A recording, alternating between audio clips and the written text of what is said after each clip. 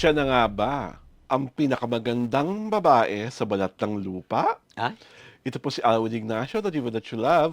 Kasama ko ang aking kumaring ultramalita. Hi, this is Alex Brosas. Ito po ang Riti Show. Ang tayo na talakayan ng Showbiz Edition.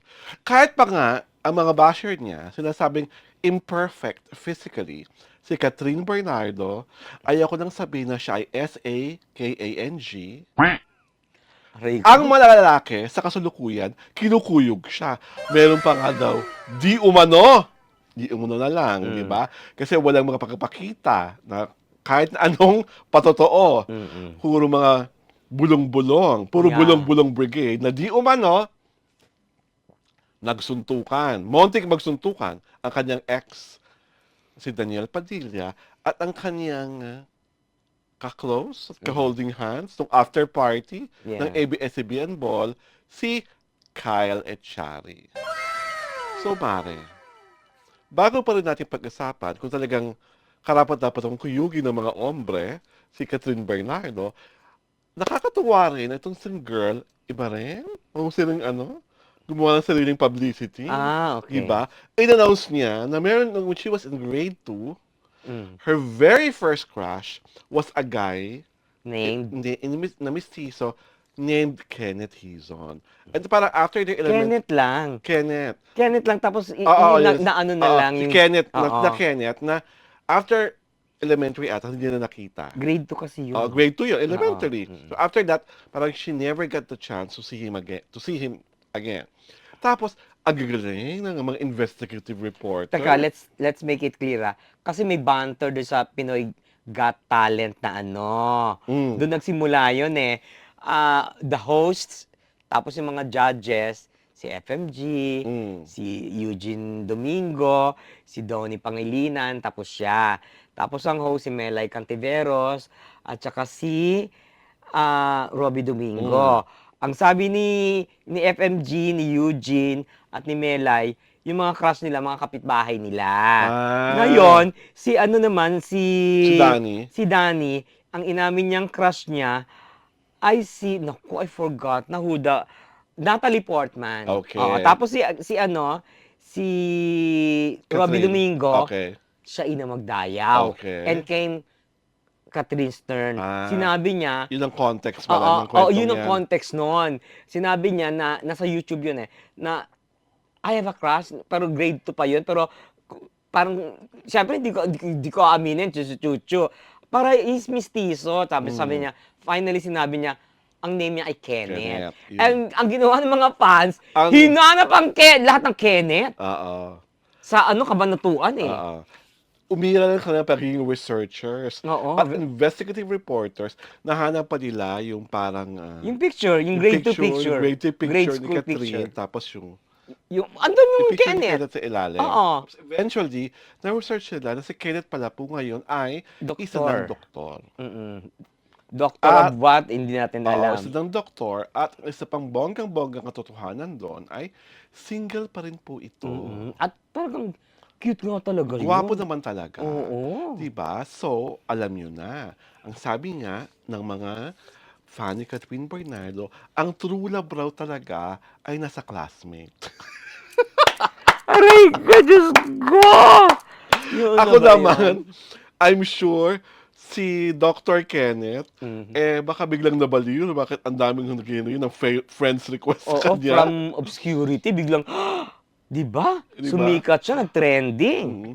And ako, more than the alleged umbagan, na I'm sure we will never know if it's a matter of truth or a Of matter of fiction. fiction. Mas gusto ko pang mapunta ang usapan kay Dr. Kenneth Oo. kesa dun sa nagsuntukan na Parang wala naman. parang wala naman. Oo, kasi, di ba parang, kasi pagka may mga ganong kwento, dapat may naglalabas ng evidence. Yes. Ang labanan sa mundong ito ngayon, resibo. Resibo. Di ba? Hindi pwedeng binulong ni ganito, Oo, sinabi ni ganito, diba? sinabi ni ganito. Oo. At ang nakakahiya pa, ang nakakaloka pa, kung sino pa yung supposedly yung mga seasoned entertainment journalists, sila pa ang nagsusulat na meron silang piping saksi doon. Kung piping saksi yan at nando doon, bakit wala pong video? At meron pang yung isa pang tinagurian na pambansang marites, nililihis naman ang issue. Gumagawa ng panibagong issue na dahil nga ang tapang-tapang niya, kasi wala naman siya sa Pilipinas. Oo. Nasa ibang bansa siya. Actually, if you would read the issue being Spread. spread by the supposedly pambansang marites is Kadima-demanda. kadima-demanda. Oo. At saka hindi, wala na siyang kredibilidad. Hindi nga, My yun nga. God. Di ba? Di ba? Only... Nauunawaan ko pa si pambansang marites, walang kredibilidad eh. Ah. Pero yung seasoned entertainment journalist, Ah, parang- wala na rin eh. hindi, pero still, Parang lusaw na. Charot! parang lowest of the low tong, yung hindi na po pwedeng gawing panghawakan ang kahit na sinong source na binulong ni ganito, binulong ni ganito. Lalong-lalo na nga, the allegation is an almost altercation. Imposibleng, kuya may nag-ambaan, di ba? It's almost a brawl. O, yun nga. Oo, di ba? Oo, diba? Tapos, walang ano eh. Tsaka, there are inconsistencies In all the stories being coming out. in how the stories were woven. Mm. 'Di ba? Hindi nagtutugma. Oo. 'Di ba? Walang ano eh, ang tawag dito.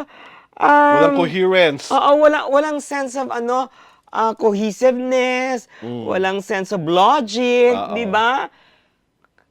And to think, ang dami, hindi, pagka doon kayo nag-anon, maraming mababasag doon. Saka hindi isa Maraming pa.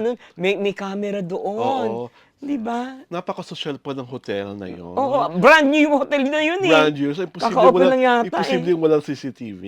At imposible naman na, Mati, kung sakaling may kaguluhan, ang pamunaan ng ABS-CBN, pinabura ka agad yun. Oo, tsaka, ano yun, tawag doon, matataranta, tsaka, kasi, everyone's, partying, di ba? Ano na. Bilang may Tapos kaguluhan. may kaguluhan, parang hindi parang, it's not logical. Kasi, unang-una, kung may kaguluhan, talaga may kaguluhan na, may investigasyon yan. Yes.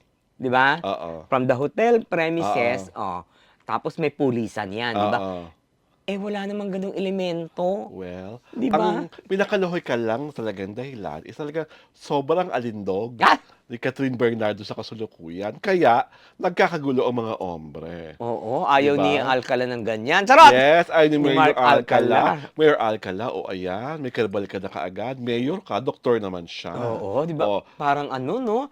Parang may ascension. Oo. May ascension talaga. level up ng level up ng mga di ombre. ba? Matapos makipaggabitan kay Alden Richards. Richards. Matapos makipaghiwalay kay Daniel Padilla. Matapos maging touchy-feely kay Kyle Echari. Oo.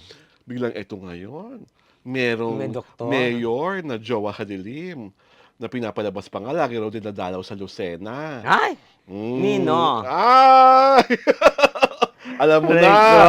At ito naman, biglang nabunghalit lang, ang crush ko si Kenneth. Biglang si Kenneth sumikat. Sa amin, Catherine, may the best man win. At sana itong mga lalaki na kakagulo sa'yo ay maging inspirasyon mo Oo nga. at makatulong para sa paghusay mo bilang actress. She's the woman of the hour. Yes. Definitely she is, di ba? The woman of the hour, the woman of the moment. Diba? Ikaw na talaga ang babaeng pinagpala sa babaeng lahat. Aray ko. Diba? Pag nakita kita talaga, Catherine, Ay! gurlis ang aabutin mo. Gurlis talaga. Nakakita mo na nga siya sa di mo na siya ginulisan doon sa fashion show Namangha ako, Oo. sobrang ganda kasi. Ganon? Oo. Saka kahit Diyos ko. nung yung recent ball, diba? Ang fresh Oo. niya. Ang ganda-ganda nga niya. Diba? Ang ganda-ganda niya Para talaga. ngayon, pinultimate na yung beauty niya ngayon. Oo. Tinodo na. Tinodo na ang Oo, blossoming. di ba? Oo, di ba? And although hindi naman talaga bonggang-bongga yung outfit, it's the way she was made up. Oo. And that soft curls cascading. And the smile na so sincere and bright. That made her more appealing. Lalo na kay Kyle Echari. Kung totoo yung mga chika na Diyos ko. nagsasayaw daw, nadikit ang mga katawan. Kaya may napuot. May napuot! Minapuot talaga, my God. May napuot. Parang, ano ba yan? Bastusan. Kaloka. At may nag-line pa ka, tama ka na. Stop me. Ay! Mga ganon. Diyos ko. Diba? Dahil dyan, inaanyayahan po namin kayong mag-subscribe sa aming YouTube channel sa Diario Torada. At syempre pa, pwede na po kaming sundan sa aming Facebook pahina. Ang The Kitty Show po ay pinapalabas tuwing Sabado at Linggo, alas 4 ng hapon. Ito po si Alwin Ignacio, The Diva That You Love. Kasama ko ang aking kumaring Ultring Maldita. Hi, this is Alex Brosas. Ito po The Kitty Show, ang taring na talakayin showbiz edition. And thank you for loving us. Thank you for our season 15.